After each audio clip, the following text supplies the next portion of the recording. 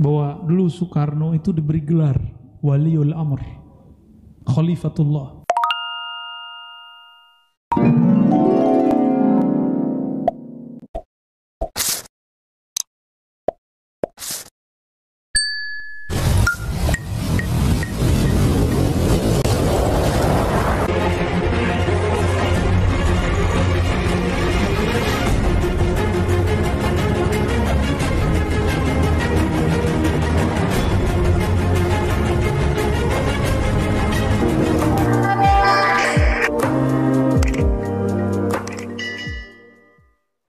Terkait penjelasan mengenai wali Allah, pertanyaannya kapan dan bagaimana umat atau manusia itu bisa disematkan sebagai wali Allah.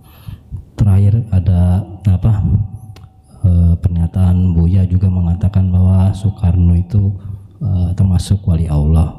Mungkin bisa dijelaskan atau diklarifikasi, Bu ya. Ya. Terima kasih. Assalamualaikum warahmatullahi wabarakatuh. Assalamualaikum. Ada yang nggak sepakat Soekarno jadi wali? Nggak apa-apa.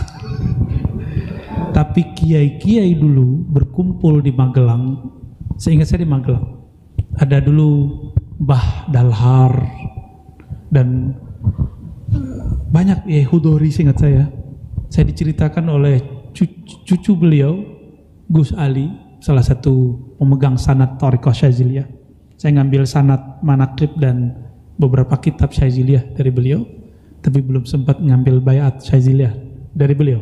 Saya baru ngambil Syaziliyah dari yang lain. Nanti kalau waktu luang mungkin kita tabarukan dari ilmu beliau. Ya, beliau cerita dan nunjukin foto-fotonya. Dulu ada Mbah Dalhar, ada macam-macam, itu banyak sekali. Dulu juga sama salah satu mursyid saya di Magelang, Mbah Yai Ahmad Halwani, mursyid Thariqah Qadiriyah wa Naqsyabandiyah. Beliau anak dari Mbah Yai Nawawi. Ya, itu punya tarekat, punya pesantren besar dan memimpin tarekat. Beliau menceritakan ini bahwa dulu Soekarno itu diberi gelar Waliul Amr, Khalifatullah.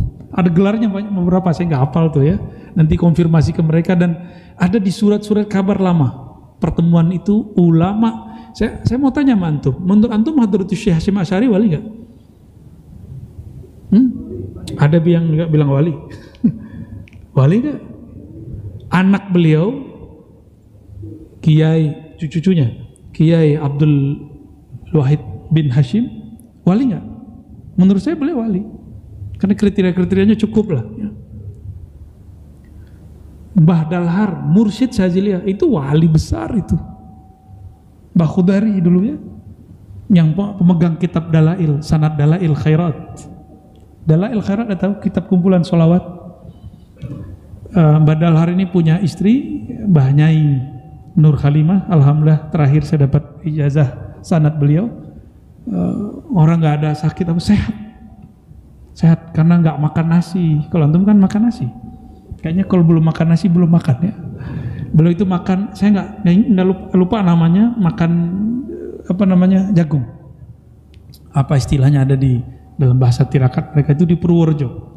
Itu orang-orang datang ke sana puasa sekian tahun ngamalin sholawat aja.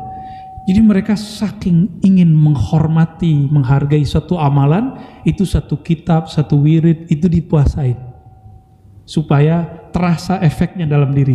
Ada yang puasa 3 tahun, ada yang 5 tahun, ada yang 7 tahun, ada yang 15 tahun, ada yang bertahun-tahun. Ya. Istrinya Mbah Nyai Nur Khalimah, ya, baru bulan puasa meninggalnya. Untuk beliau kita kirimkan Al-Fatihah. Bismillahirrahmanirrahim. Ya.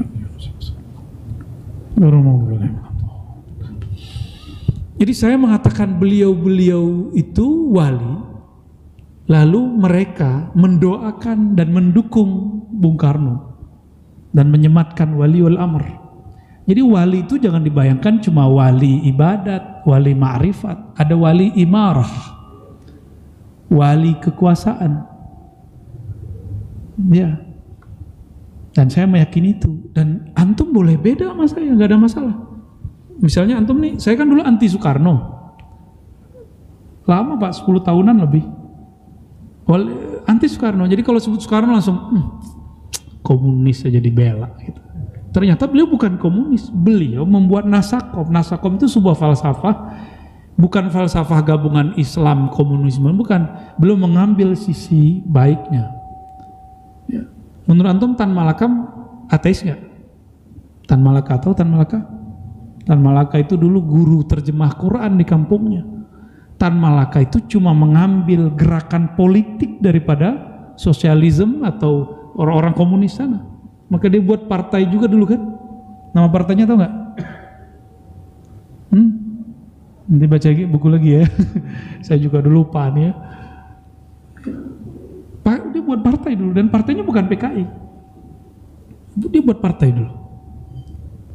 Dan waktu beliau ditanya kan dia punya Islam dan Madilog gitu. Beliau ternyata sangat kuat tauhidnya kepada Allah. Maka orang keliru menyematkan beliau sebagai ateis, enggak. Walaupun saya enggak sepakat sama sekali dengan ideologi komunis, sama sekali enggak. Kita anti komunis kita. Ya. Cuma kalau mereka kita tuduh ateis enggak benar juga. Ya. Kita harus adil lah dalam memandang seseorang. Dalam hal ini wali itu tugas-tugasnya banyak. Wali itu kekasih Allah, orang-orang yang dicintai Allah.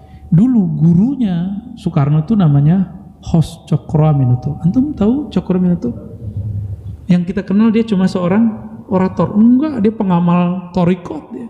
Torikot Syaziliyah, bahkan ada yang mengatakan Syatwariyah. Ya. Saya pernah ketemu beberapa orang syarikat Islam dan orang ini menceritakan kepada saya salah satu wiridnya Hos Cokroaminoto adalah Hizib Bahar. Hizib Bahar Syaziliyah. Ya. Soekarno mengatakan dalam bahasa oratornya, bahasa orasinya, Hos Cokroaminoto adalah cerminku. Dalam ilmu tasawuf itu namanya robitah. Jadi Soekarno itu kalau mau ceramah dia ingat dulu gurunya. Siapa guru yang dia ingat? Cokro. Ketika dia diasingkan ke bukan Sumatera, ke Bengkulu, dia jadi aktivis Muhammadiyah. Ketika dia ke Sumatera, dia bertemu dengan Haji Rasul, ayah Buya Hamka, dan diangkat menjadi anak angkat.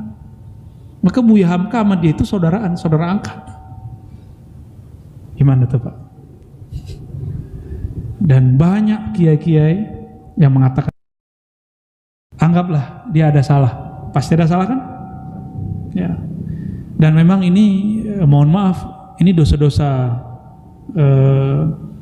ideologi yang dikembangkan setelah Soekarno yang mengidentikan dia dengan komunis. Itu dosa besar Pak. Sama dengan memfitnah bapak bangsa. Dia bukan seorang komunis.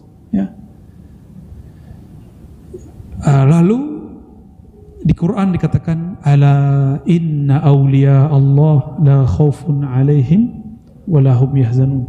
Ketahuilah sesungguhnya wali-wali Allah tidak ada rasa takut di hatinya dan tidak ada kesedihan yang berlebihan. Dan saya melihat itu ada pada Soekarno. Ya. Saya punya guru mursyid namanya Abuya Hasan Basri.